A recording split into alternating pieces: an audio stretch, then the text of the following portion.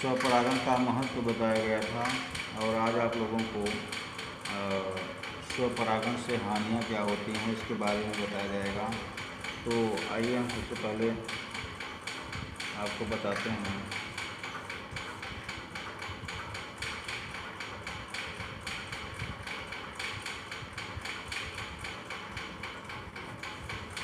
Class 12 जो आपका chapter चल रहा है, कुछ की बातों में लैंगिक जीवन कल आप लोगों को बताया गया। स्वपरागण का महत्व आज बताया जाएगा। स्वपरागण से हानियाँ, डिसएडवांटेज।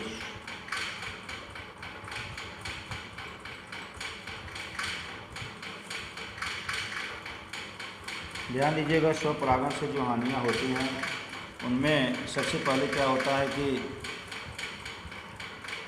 नए लक्षण विकसित नहीं होते हैं। इस परागण में, इस प्रकार के परागण में कोई नया लक्षण नहीं होता। अर्थात स्वपरागण, आप जानते हो कि स्वपरागण अधिकांशतः जो द्विलिंगी पुष्प होते हैं, जो द्विलिंगी पौधे होते हैं, उनमें स्वपरागण की ही क्रिया होती है। जैसे मान लीजिए सरसों जो होता है वो द्विलिंगी होता है, तो सरसों में जितने भी पौधे होते हैं वो उनमें अधिकांशतः सभी द्विलिंगी ही होते हैं। तो ऐसे द्विलिंगी पुष्पों में स्वपरागण की संभावना अधिक रहती है। तो स्वपरागण में जो नए लक्षण होते हैं, कोई नया लक्षण विकसित नहीं होता है और विभिन्नता एवं वातावरण में अनुकूलन में कमी आती है। इस प्रकार के परागण में जो विभिन्नताएं होती हैं उनमें कमी होती है। नेक्स्ट होता है अप्रभावी लक्षण लगातार प्रकट होते हैं। जैसे मान लीजिए मेंडल के नियम के अनुसार प्रभावी और अप्रभावी लक्षण। तो मेंडल ने जो बताया था कि F1 जनरेशन में जो पौधे होते हैं वो प्रभावी होते हैं, ठीक है। अर्थात जब लंबे पौधे और बौने पौधे का क्रॉस पॉलिनेशन कराया जाता है तो सभी पौधे जो होते हैं वो लंबे होते हैं। बौने पौधे जो कि अप्रभावी लक्षण, मेंडल ने बताया था कि बौना अप्रभावी लक्षण होता है, तो अप्रभावी लक्षण सभी दब जाते हैं और लंबा पौधा ही प्राप्त होता है, अर्थात प्रभावी। तो इसमें क्या होता है, स्वपरागण की जो हानियाँ होती हैं उसमें ये होता है कि अप्रभावी लक्षण लगातार प्रकट होते रहते हैं, ठीक है। और नेक्स्ट होता है त्रुटिपूर्ण लक्षणों को बाहर करने का कोई रास्ता नहीं होता है। प्रबलता एवं जीवन क्षमता कम होने का समय के साथ उपज कम होती है। प्रबलता इसमें कम होने के कारण और जीवन क्षमता कम होने के कारण इसमें उपज की मात्रा कम होती है, अर्थात उपज कम होता है। तो कहने का मतलब है, पहला हम नोट करते हैं नए लक्षण अर्थात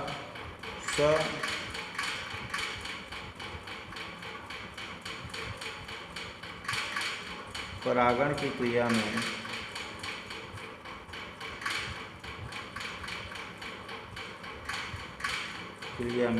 नए लक्षण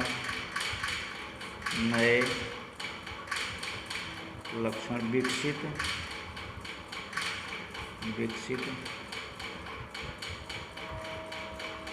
नहीं होते हैं। ये आपका पहला हो गया। दूसरा होता है विभिन्नता एवं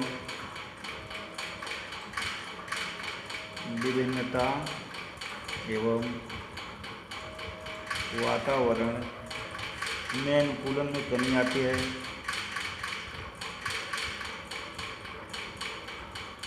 कि अनुकूलन में कमी आती है। नेक्स्ट है अप्रभावी लक्षण लगातार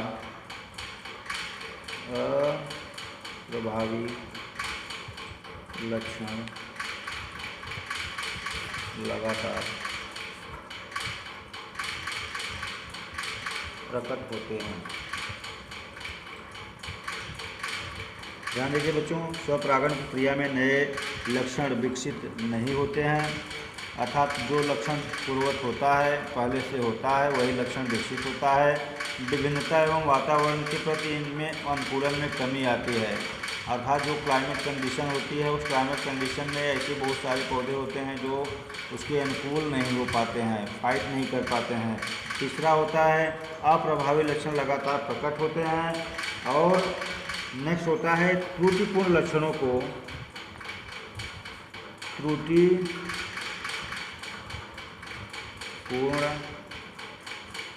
लक्षणों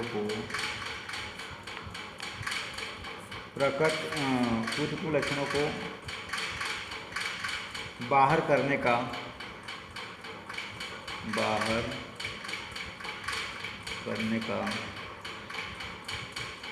कोई रास्ता नहीं होता है।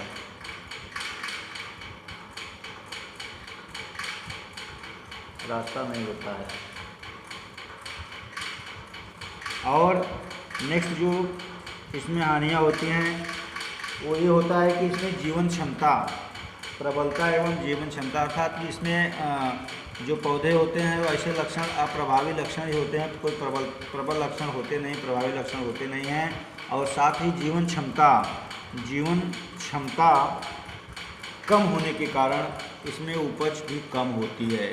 अधिकांशतः प्रबलता न होने के कारण, जीवन क्षमता कम होने के कारण इसमें उपज की मात्रा कम होती है। तो हम नोट करते हैं प्रबलता एवं जीवन क्षमता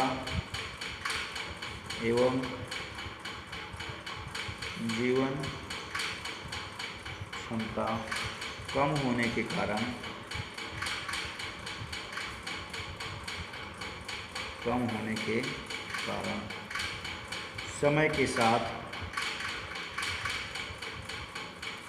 के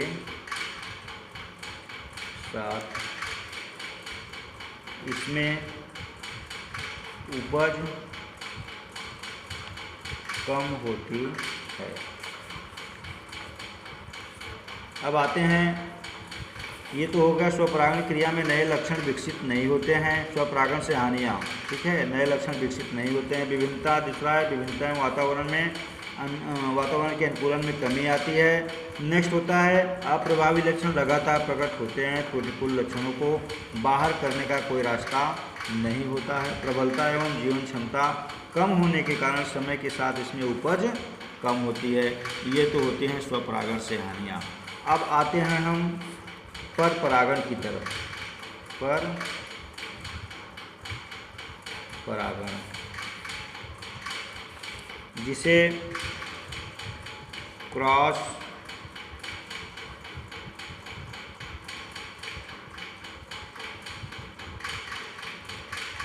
पॉलिनेशन कहते हैं। तो क्रॉस पॉलिनेशन क्या होता है कि पर परागण अर्थात ऐसे बहुत सारे पौधे होते हैं जो कि एक लिंगी होते हैं, अर्थात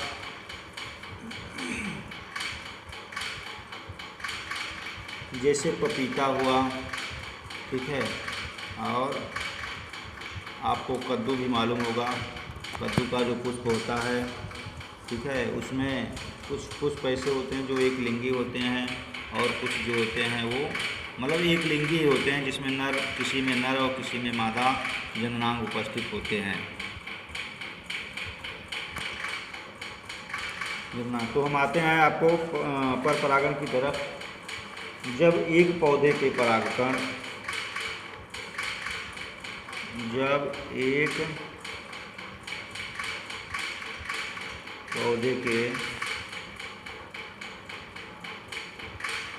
परागकण किसी दूसरे पुष्प की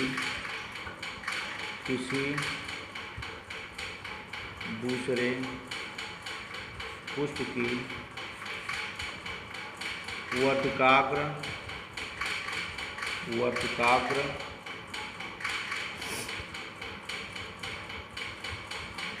पहुँचते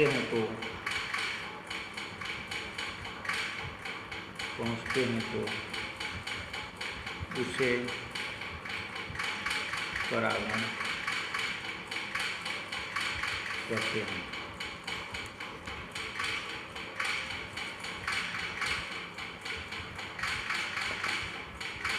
इस परागण में दो भिन्न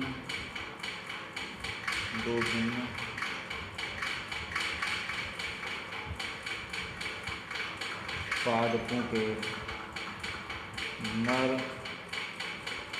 एवं मादा युग्मकों में संलयन होता है। मादा युग्मकों में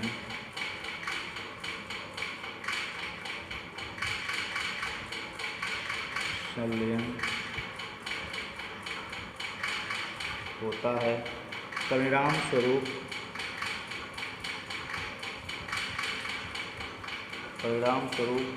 इससे उत्पन्न पौधों में अधिक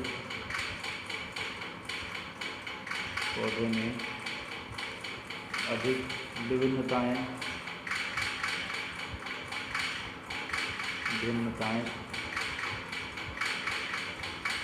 होने की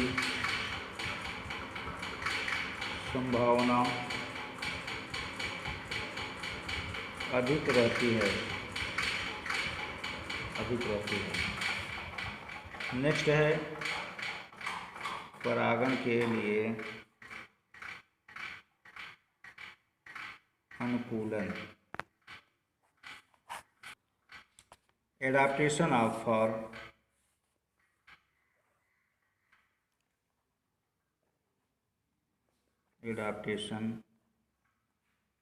फॉर क्रॉस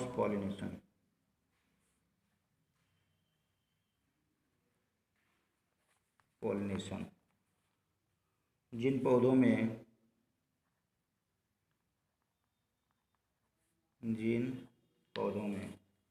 पर परागण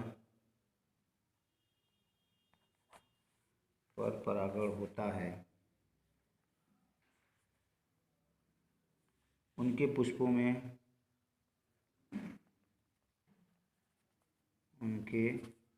में कुछ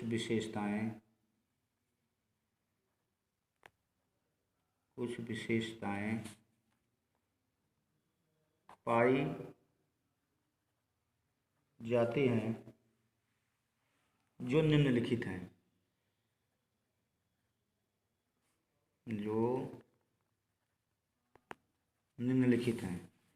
जिसमें कि आपका पहला है, जैसे एक लिंगता। मैंने आपको बताया कि जो पौधे एक लिंगी होते हैं, एक लिंगता, इसे कह सकते हैं यूनिसेक्सुअलिटी।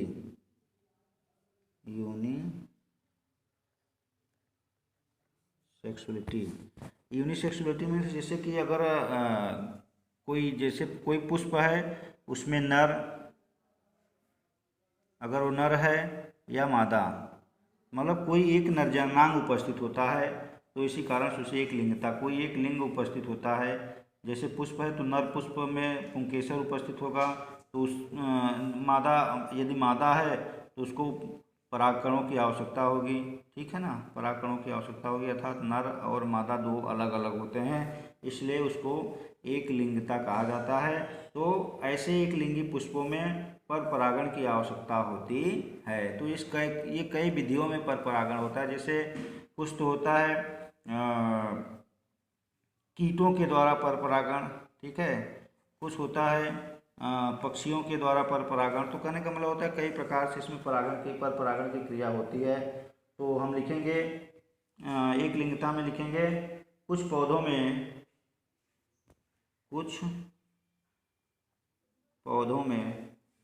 पुष्प एक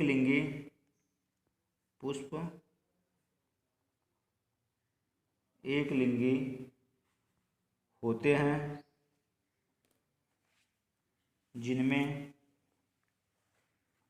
जिनमें कोई एक ही जनन अंग पाया जाता है, जिनमें कोई एक ही जनन अंग पाया जाता है। उदाहरण हम लेंगे पपीता। पपीता में आप देखेंगे जिसमें फल लगते हैं वह मादा पुष्प होता है, ठीक है, और जो नर होता है उसमें कभी फल नहीं लगते हैं, ठीक है ना। तो जो पपीता में फल लगता है तो मादा पुष्प होता है, तो उसमें पर परागण की क्रिया होती है, अर्थात परागकण जो होते हैं वो मादा पुष्प के वर्तिकाग्र पर पहुंचते हैं, ठीक है, किसी दूसरी विधि से। तो इस तरह से उसमें परागण की क्रिया होती है और उसमें फल लगते हैं। तो नेक्स्ट आपको बताएंगे भिन्न काल पक्वता, जो कि कल मैं आपको बताऊंगा। दूसरा होता है भिन्न काल पक्वता। तो इस वीडियो को मैं कल आपको बताऊंगा भिन्न काल पक्वता क्या होती है। भिन्न काल पक्वता में से जिस इसमें इस प्रकार के परागण में हो गया क्या,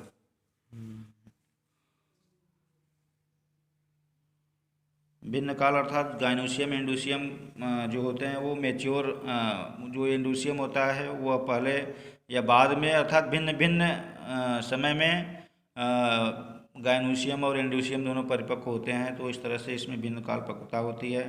तो जो परागकण होते हैं बाद में, पहले पुंकेसर और स्त्री केसर, इस तरह से भिन्न काल पक्वता होती है, जो कि आपको कल में इसके बारे में विस्तृत बताएंगे। आप इसको नोट कर लीजिएगा। और